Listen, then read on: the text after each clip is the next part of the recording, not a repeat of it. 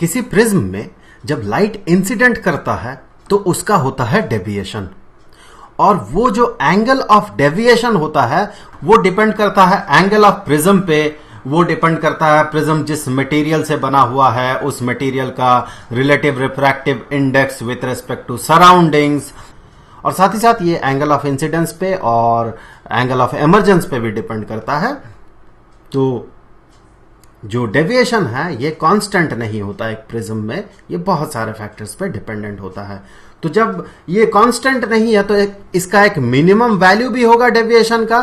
So minimum deviation का जो angle है, डेविएशन जब सबसे कम होगा एक प्रिज्म में, उसके साथ हम इंटर रिलेट करने वाले हैं वो जो प्रिज्म बना हुआ है उसका जो मटेरियल है उसका refractive index with respect to surroundings, और साथ ही साथ एंगल ऑफ प्रिज्म के साथ।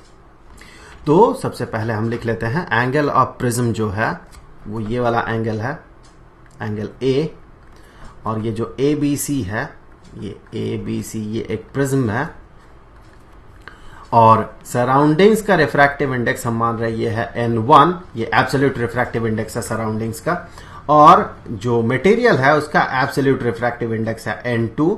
तो फिर इस मटेरियल का, जिस मटेरियल से प्रिज्म बना हुआ है, इस मटेरियल का relative refractive index with respect to surroundings, इसे हम कुछ ऐसे डिनोट कर सकते हैं कि इस n के जगह हम कह सकते हैं यह है n21।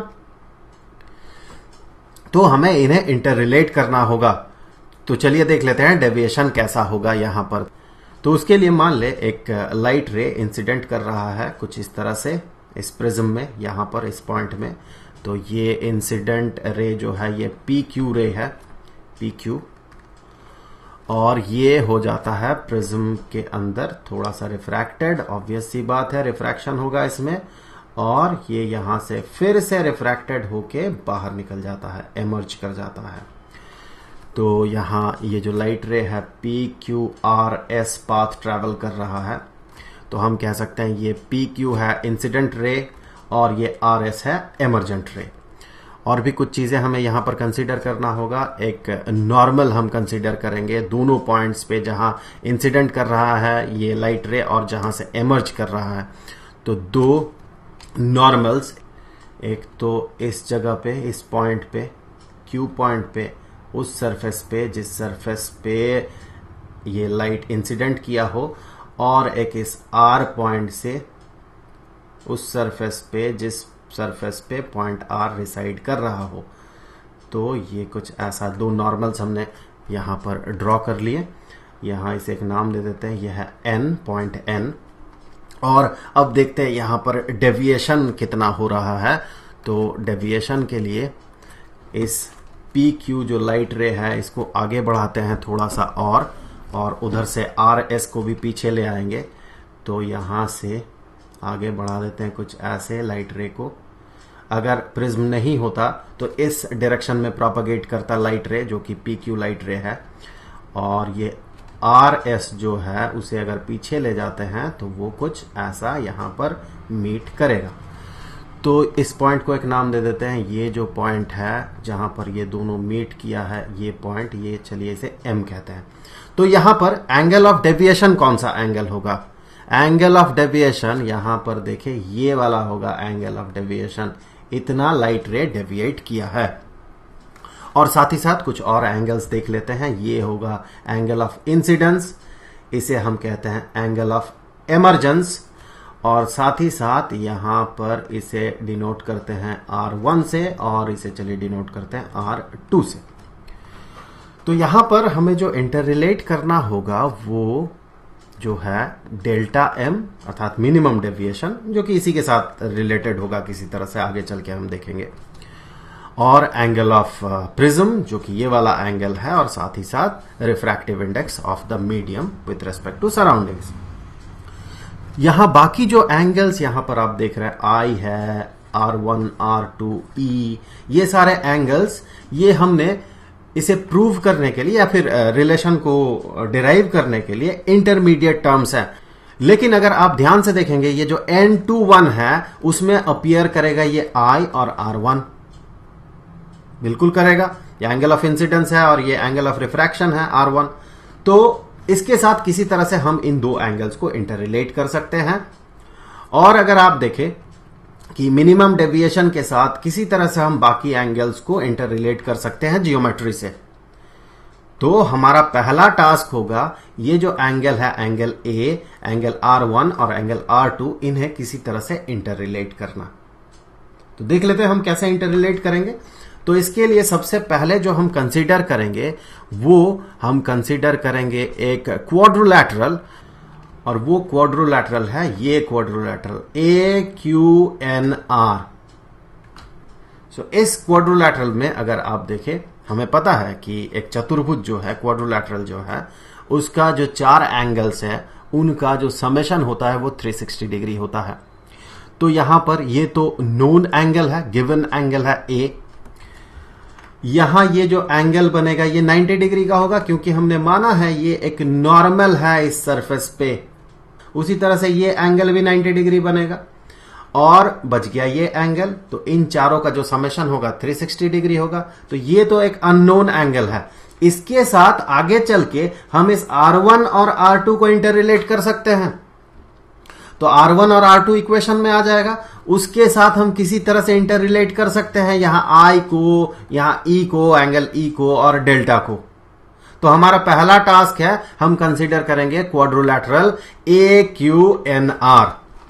सो इन क्वाड्रिलैटरल AQNR, इस क्वाड्रिलैटरल में हम कह सकते हैं कि angle A plus angle AQN, जो कि ये वाला एंगल होगा, ये वाला पूरा एंगल होगा जो कि 90 डिग्री का है, प्लस एंगल QNR, जो कि ये वाला एंगल होगा जो कि अननोन है, प्लस एंगल NRA, जो कि ये वाला एंगल होगा जो कि 90 डिग्री का होगा। इन सब का समेशन जो है ये 360 डिग्री होगा। तो इससे आगे हम कह सकते हैं कि angle A plus 90 degree plus QNR unknown है, plus QNR, angle QNR plus फिर से 90 degree is equal to 360 degree. इससे आगे हम कह सकते हैं कि angle A plus angle QNR is equal to 360 degree minus 90 degree minus 90 degree is equal to 180 degree. So 180 degree. तो ये हो गया हमारा पहला इक्वेशन। इस इक्वेशन को हम आगे यूज करने वाले हैं। अब देखें हम क्या करेंगे। अब इस QNR जो अननोन टर्म है, इसे किसी तरह से R1 और R2 के साथ इंटर रिलेट करना है हमें। इसके लिए हम जो कंसीडर करेंगे वो होगा ये वाला ट्राइंगल, ट्राइंगल QNR। इस ट्राइंगल में देखें, हमें पता है ट्राइंगल का तीनों एंगल्स का जो सम होता है वो 180 डिग्री का होता है। तो वहां से हम इसे, इस एंगल को जो कि यहां पर दिख रहा है QNR एंगल है, इसके साथ R1 और R2 को इंटर रिलेट कर सकते हैं। इन तीनों को जोड़ेंगे तो हमें 180 डिग्री मिलेगा। सो इससे आगे हम कह सकते हैं कि in triangle QNR, in triangle QNR, यहां से हम कह सकते हैं कि R1, एंगल R1 जो है, plus R2 plus angle QNR is equal to 180 degree. तो ये हो गया हमारा इक्वेशन। नेक्स्ट इक्वेशन, तो इसे इक्वेशन 2 नाम दे देते हैं। अब देखिए इक्वेशन 1 और इक्वेशन 2 को अगर हम इंटर रिलेट करते हैं तो हम क्या पाएंगे। यहां मैं आपको एक बात बता दूं, यहां से मैं ये एंगल का सिंबल हटा दे रहा हूं। ये एंगल है, ये हमें पता है। तो इन दोनों को अगर मैं इक्वेट करता हूं तो मुझे क्या मिलेगा देखें। तो from equation 1 and 2, from equation 1 and equation 2, इन दोनों इक्वेशन से मुझे क्या मिलेगा देखिए। ये जो एक्सप्रेशन है ये 180 डिग्री के बराबर है और ये एक्सप्रेशन भी 180 डिग्री के बराबर है। तो हम कह सकते हैं कि ये जो एक्सप्रेशन है और ये जो एक्सप्रेशन है ये दोनों बराबर है। तो इस तरह से हम कह सकते हैं कि A plus angle Q N R is equal to R1 plus R2 plus angle Q N R. तो यहां से इक्वेशन के दोनों साइड में अगर हम एंगल क्यू एन आर को सब्ट्रैक्ट करते हैं, घटा देते हैं, तो यहां से ये और ये कैंसल आउट हो जाएगा। तो इससे आगे हम कह सकते हैं कि A is equal to R1 plus R2। तो हमने कर लिया R1 और R2 को A के साथ इंटर रिलेट। तो अब आगे चल के R1 और R2 अगर अपीयर करता है तो उसे हम A से सब्सटीट्यूट कर सकते हैं। तो इंटरमीडिएट टर्म्स एक नोन टर्म से सब्सटीट्यूटेड हो सकता है आगे। अब हम क्या करने वाले हैं, अब डेल्टा के लिए हम इक्वेशन डिराइव करेंगे। तो डेल्टा के लिए देखिए हम क्या करेंगे, हम कंसीडर करेंगे ये वाला ट्राइंगल क्यू आर एम। इस ट्राइंगल में ये जो एंगल है ये एक्सटर्नल एंगल है। हमें पता है एक्सटर्नल एंगल दो ऑपोजिट इंटरनल एंगल्स के सम होते हैं। तो इन दोनों एंगल्स का सम होगा वो, और इन दोनों एंगल्स को इसे और इसे हम इंटर रिलेट कर सकते हैं R1, I, R2 और E के साथ। कैसे करेंगे चलिए आगे देखते हैं। तो सबसे पहले तो हमें कंसीडर करना होगा triangle MQR। So in triangle MQR, इस ट्राइंगल में जैसा कि हमें पता है एक्सटर्नल एंगल डेल्टा ये बराबर होगा सम ऑफ ऑपोजिट इंटरनल एंगल्स। तो ये वाला जो एंगल है इसका और इसका सम, आप अगर ध्यान से देखेंगे ये वाला जो एंगल है ये एंगल बराबर होगा I माइनस R1 के, क्योंकि ये जो I है ये बराबर होगा इस पूरे एंगल के साथ। ये दोनों ऑपोजिट एंगल्स हैं ये दोनों। तो जब I ये पूरे एंगल के साथ बराबर है तो हम कह सकते हैं ये वाला जो एंगल है इसके साथ R1 को ऐड करेंगे तो वो I होगा। उसी लॉजिक से हम कह सकते हैं कि ये जो एंगल होगा ये बराबर होगा E माइनस R2 के। तो दो एंगल्स का समेशन इसका और इसका, इसे हम कुछ ऐसे लिखेंगे। पहला वाला एंगल है I माइनस R1 और दूसरा वाला जो एंगल है ये है E माइनस R2। तो इन दोनों का समेशन होगा डेल्टा। अब इससे आगे हम कह सकते हैं कि डेल्टा जो है ये डेल्टा ये बराबर होगा I plus E minus R1 minus R2 के। तो इसे कुछ हम ऐसे भी रिप्रेजेंट कर सकते हैं। इन दोनों टर्म्स को अगर हम ब्रैकेट में रखें तो यहां हमें प्लस लिखना होगा। अब देखिए ये क्या बन गया। सो ये रिड्यूस्ड होके बना delta is equal to I plus E minus ये जो टर्म है, ये जो एक्सप्रेशन है ये A के बराबर है। So minus A। बेहतर होता अगर मैं यहां इसे एक इक्वेशन का नाम दे देता। तो ये है इक्वेशन 3 और यहां पर इसे इंट्रोड्यूस करने से पहले हमें लिखना होता है कि from equation 3 we can say. सो तो चलिए इसे नाम दे देते हैं एक इक्वेशन। सो ये हो गया इक्वेशन 4। अब यहां से आगे बढ़ते हुए हम कहेंगे कि जब डेविएशन मिनिमम होता है, फॉर मिनिमम डेविएशन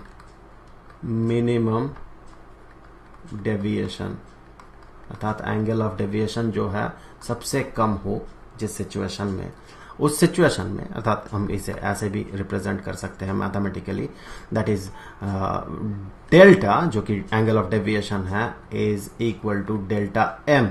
यहां डेल्टा एम मिनिमम डेविएशन को इंडिकेट कर रहा है। तो ऐसे सिचुएशन में जब डेविएशन मिनिमम हो तो ऐसे सिचुएशन में जो एंगल ऑफ इंसिडेंस होता है, एंगल ऑफ इंसिडेंस ये बराबर होता है एंगल ऑफ इमर्जेंस के। और साथ ही साथ चूंकि ये दोनों बराबर है तो ऑब्वियस सी बात है ये R1 और R2 बराबर होता है। इसका जो मैथमेटिकल प्रूफ है इस पे हम इस वीडियो में बात नहीं करेंगे। तो जब भी ये वीडियो हमारे चैनल में अवेलेबल हो जाएगा तो आपको यहाँ सजेस्टेड वीडियोस में दिखेगा वो वीडियो। तो इसे मैंने इस वीडियो के स्कोप से बाहर रखा है। तो चलिए इसे हमने मान लिया R1 और R2 को हमने नाम दे दिया R।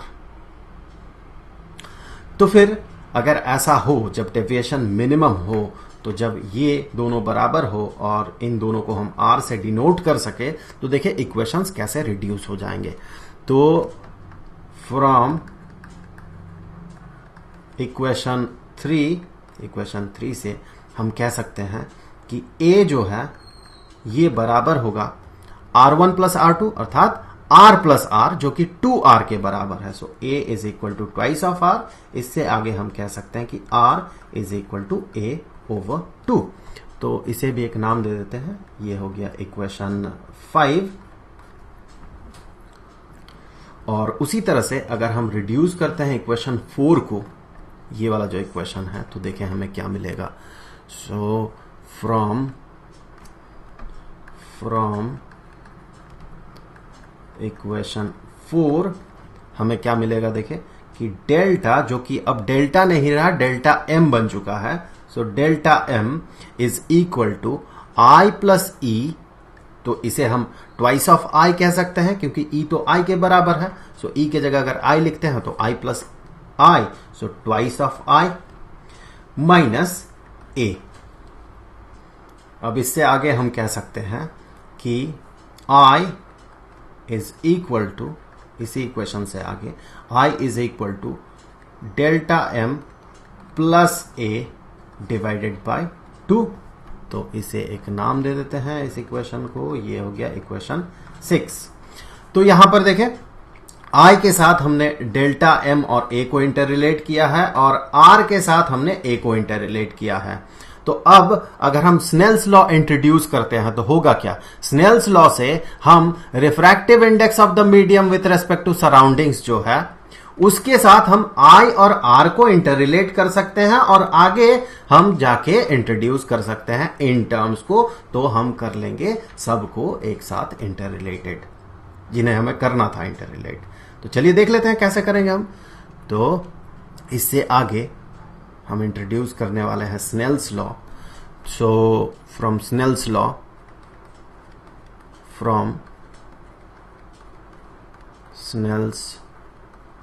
लॉ, देखिए स्नेल्स लॉ क्या बताता है कि refractive index of this medium, जिससे ये प्रिज्म बना हुआ है, विथ रेस्पेक्ट टू सराउंडिंग्स, ये बराबर होगा एंगल ऑफ इंसिडेंस का साइन वैल्यू अर्थात sine of angle of incidence divided by sine of angle of refraction. So sine of I divided by sine of R1। और R1 के जगह हम यहां पर इस स्पेशल केस में, जबकि डेविएशन मिनिमम हो रहा है, इस स्पेशल केस में हम R1 के जगह R लिख सकते हैं। तो इस तरह से हम सभी को इंटररिलेट कर सकते हैं।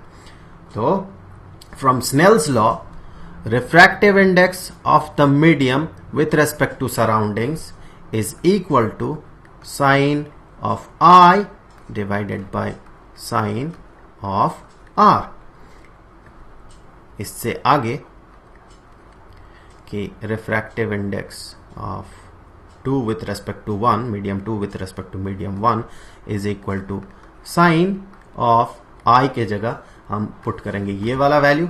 सो delta m plus a divided by 2 whole divided by sine of R, तो sine of a divided by 2, so sine of a divided by 2। तो इस तरह से हमने refractive index, minimum deviation, angle of minimum deviation और angle of prism को हमने inter relate कर दिया है। तो ये हो गया हमारा फाइनल इक्वेशन।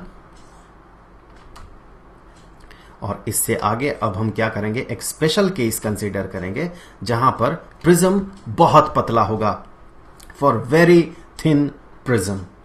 सो एक स्पेशल केस जब प्रिज्म बहुत पतला होगा। सो यहां मैं ड्रॉ कर लेता हूं एक बहुत बहुत पतला प्रिज्म। सो बहुत पतला प्रिज्म जब होगा तब इन टर्म्स के बीच क्या रिलेशन होगा, कैसा इक्वेशन बनेगा, वही हमें देखना है। तो मान ले ये हो गया इंसिडेंट रे और ये रिफ्रैक्ट कर गया और ये हो गया एमर्जेंट रे। मैं यहां आपको बता दूं कि प्रिज्म अगर बहुत पतला होगा तो उसमें जो डेविएशन है वो भी बहुत छोटा होगा। सो आगे बढ़ते हैं।